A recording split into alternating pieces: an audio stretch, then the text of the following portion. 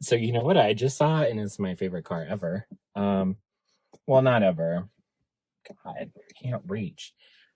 Um, ADHD. I can't remember what I was gonna say. Oh, my mom, when I was a kid, had a Mercury Milan, and it was a Premier V6, and I just saw one that was the same color, and I was like, "Oh my God, blast from the past." I just picked up coffee. I got two for the price of one because the coffee shop I go to is absolutely lovely. Um, anyway, so how about talk about a cold opening? I'm Taylor, and so this is a loaner review um of the Lexus UX 300H. My RX is in for service. I actually should be getting it back today. I've had this for 3 days, which is 3 days too long. But I mean, it's not a bad car. It's very small. I'm 6'2", and I drive an RX, and this is very small. So let's get off the ground here real quick, because when I start driving, I lose track of what I'm going to say and I start rambling. So base price of this 300H Premium is 41 and some change. So that gets you the hybrid motor, which is a 2-liter 4-cylinder with 2 electric engines, not 1, 2, that produce a combined 196 horsepower. The car has good get up and go. There's not really any hesitation. The CVT, if you've driven normal CVTs before, the CVT is fine. And I think they're better paired to hybrids, because once that hybrid motor kicks in, it's quiet and you don't really notice it anymore. You're getting full LED headlights, taillights. You're getting your roof rails, heated mirrors, alloy wheels. You get Lexus Safety System 2.3.0. It's, everything that you're used to: adaptive cruise, blind spot warning. You have the side detection, where if you're in a parallel spot, and a car's coming and you open your door, it is going to beep at you. Scared the crap out of me, but it was the first time I've ever experienced that, and I thought it was really cool. You get your, with the premium package, your 12.3-inch digital instrument cluster, which is probably the best one I've seen in a Lexus yet. It seems to be the most customizable and also the most well balanced, which is very interesting, because I hate this crap, and it's not crap, but as a UX designer and somebody who fairly enjoys symmetry, I hate when you make half of the instrument cluster digital. And it's not like you made the middle part digital. You made the center and the right side, or you made just the right side and part of the center. Like, I don't get that. I'm kind of reading off the window sticker here because I just want to make sure I don't forget anything. Rain sensing wipers, automatic high beams. Automatic high beams have improved, especially over my RX, which it thinks like basically any slight ounce of darkness, and it goes straight into auto high beam. So it's like boop, boop, boop, boop, boop, boop, boop. And I'm waiting for somebody to like get road ragey on me about it, but maybe they think I'm just going over a bump, because the way that projectors work now is a little bit different. So in addition to that, we have full LED taillights. That means LED turn signals. The front end of the car does not have LED turn signals. So that's kind of an ick, but it's not as bad as the ick of when they do LED turn signals in the front and nothing in the back. You have dual zone climate control. We have heated, ventilated power seats. We have a power moonroof. And we get the colored fender flares, which if you've seen an NX with the black plastic, knowing what I know now, I feel like it's too expensive to be having black plastic. So let's get going. I'll talk about, the base price is $41,110. The price as tested is $45,225 which is kind of crazy. I think that this is a really hefty price tag for such a small car, and I'll talk a little bit more about it in a little bit. There's not a lot of options on here that drive up that price, except for we have the wireless phone charger, the cold area package to your heated seats, heated steering wheel, your windshield deicer. Sorry, not heated seats, just your heated steering wheel. You have the 12.3-inch touchscreen, which honestly, in my opinion, is an absolute necessity. And then just floor liners, edge guards, bumper appliques, key gloves, mud guards, things like that. So your big expense is that screen at $1,405. So let's hit the road. I'll talk about some of these things as we're going and some of my impressions. And then I have to get home and get to work because I have, other things to do. So let's get going. So overall, the UX it's not a bad car. It's not a quiet car. And I think that's something that kind of gives me the ick, is that this car costs $45,000 and it has a Lexus badge on it. And I don't know if you can hear it, but the road noise is pretty prevalent. There's a lot of feel in the pedals from a lot of feedback from the tires. We have 18-inch wheels, like I just said, and they're Bridgestone, I'm assuming low rolling resistance tires.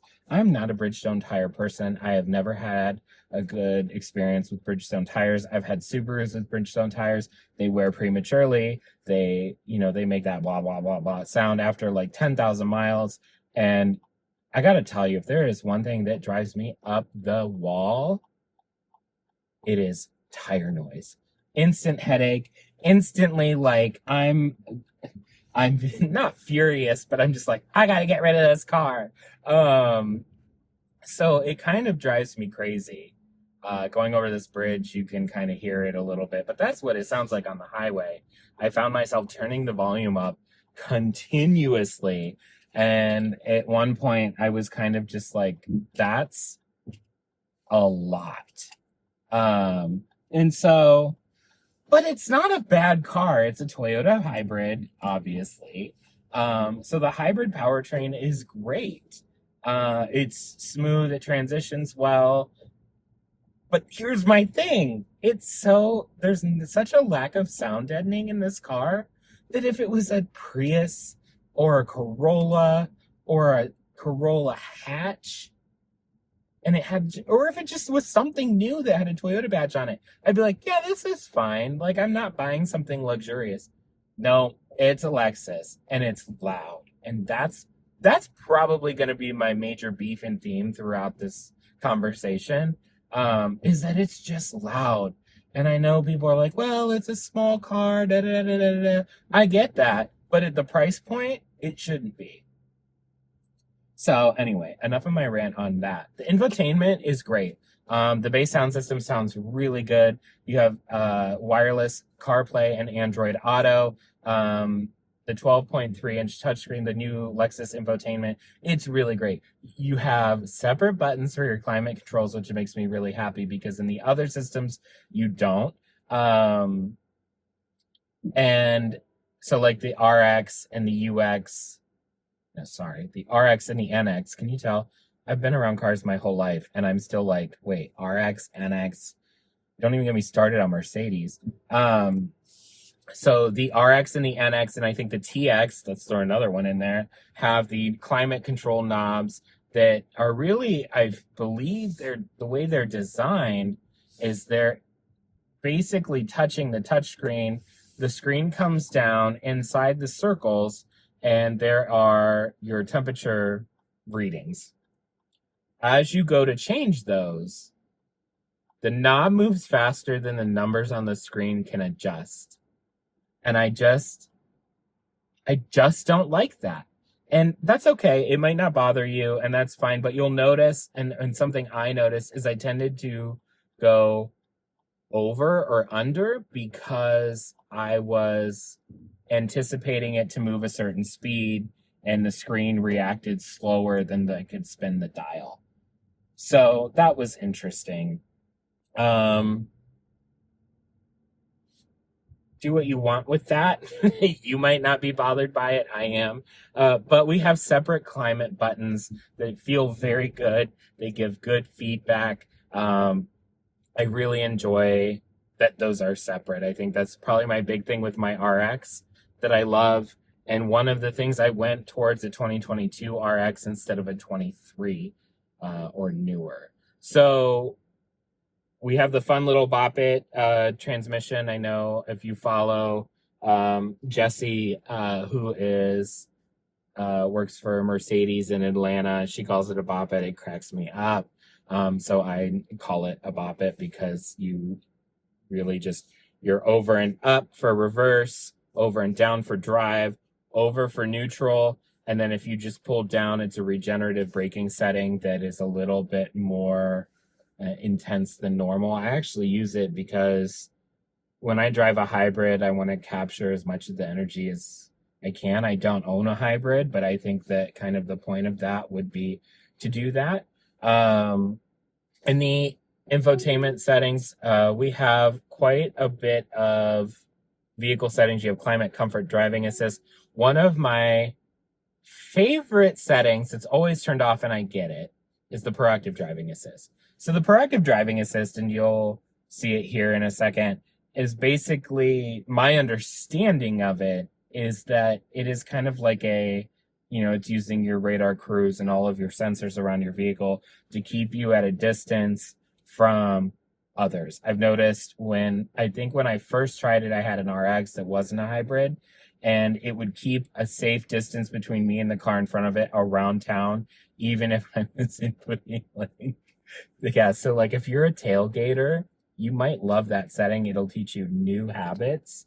I'm not really a tailgater, but it was very fun to be like, as somebody who can't focus on anything for longer than like 2 minutes, having just a second pair of eyes to start slowing down a little bit earlier was really nice. So, we talked about, you get Lexus Safety System 3.0, you get your lane departure, your intuitive parking assist, which I really like. You have your parking support brake, which is, you back up, and if you're going to hit something, it's going to stop you. You have blind spot monitor. Safe exit assist is what I was mentioning. When you are going to open the door and there's a car coming, it will beep at you. Or cross traffic alert. You have roadside assist, road sign, sorry about that, assist, and you have your pre-collision. Road sign it's fine. I mean, I don't pay attention to it. I do like that it pops up on the screen and it'll let you know that you're approaching a school zone. I think that's really helpful, especially for people who actually live by a school zone. And it's especially helpful for those who think that they don't have to slow down, and that they should. Anyway, back to settings, a couple of things, wireless Android Auto and CarPlay. I was having a mini fit I connected my phone to Bluetooth, and when I first got the car, wireless CarPlay popped up. I used it. It was great. Not a problem. Saturday, it stopped popping up. I didn't feel like diving into it, but I finally figured it out. You cannot be connected to Bluetooth for media or phone and have CarPlay enabled, which I think is really interesting. First of all, here's my beef with this. I don't really care for wireless CarPlay because I think part of the reason I like having CarPlay is I plug my phone in and my phone gets charged. So wherever I'm going, whether I'm driving 20 minutes or whether I'm driving 3 hours, my phone is charging. Typically, it has drastically increased charge over that period of time. And that's what I like. We do have a wireless charger. Wireless charger is incredibly inefficient. I wireless charge all the time. So it might not be inefficient in your eyes of it's charged your phone, but actually wireless charging just in itself is inefficient. There's a lot of energy that gets lost during that process. Anyway, yeah, so you can't be connected to Bluetooth or any of that when you want to use CarPlay. That being said, I'm on some screen that I don't even know where I'm going to get back to. So, general consensus, I like the car. The car is really nice. The materials are good. They're soft touch. They feel good. There's hard plastic on the door, but I don't mind hard plastic on the bottom parts of the door because I am a accidental door kicker. So if I can easily clean that up when I clean the car, that's a win for me. If you can hear, it's noisy. That's my biggest complaint. That's what we were ranting about for half of this video. So I think that's probably my biggest drawback. There's no space in the back seat. I would really think about what you want in a car before you buy this car, because if you're a growing family or a growing couple, you know, I don't know that this car would survive a Costco trip with 2 people in the front. So let me do like a quick little speedy test. You're gonna hear it. It goes. It's noisy. And the engine noise to me isn't a big deal. I get it. It's a 4-cylinder, it's a hybrid. The road noise, I'm just like, I want it to be quiet. And even with that, it doesn't make a difference. So what would you buy if you didn't buy this car? Which, I gotta be honest, I kind of recommend you look other places. Lexus positions this car as a subcompact luxury SUV. There are no real direct competitors in my eyes. When I was doing a little bit of research on the car, you know, they compare to the XC40, the Audi Q3, and the Mercedes-Benz GLA. Those are SUVs. When you are driving this car and you are behind another car, like say a Corolla or a Civic or an Accord or a Camry, you are at that level. So SUV to me, no. I just don't think it's an SUV, and I also just don't think it's worthy of being called a luxury car. So, what would I consider? If I was considering a hatch, because that's what I'm going to call this, it's a hatch. Mazda 3, Subaru Crosstrek, Toyota Corolla Hybrid, Toyota Corolla Hatch, and the Civic Hybrid Hatch. And just the Civic. I would consider the sedan version of any of those, just because I think it's worth exploring. Do you really need a hatch? Now, if I had to pick one of those to buy, I'm going to go with the Crosstrek. Crosstrek Hybrid. It's coming in fall of 2025. It was just announced. Toyota powertrain, a little bit more space, a lot more comfort. I can almost tell you, I think that the ride and the sound deadening would be better on the Subaru than it is on this car. I could be wrong. I've driven Crosstreks before. I've driven Outbacks. I've driven Foresters. They've all been quieter. That being said, let's see. What else would I maybe consider if I was doing that? If you're a family, if you want to grow into this car, I'd really consider sizing up. Even if you just went to like an NX-sized vehicle, I think that extra space, you know, NX, CX-5.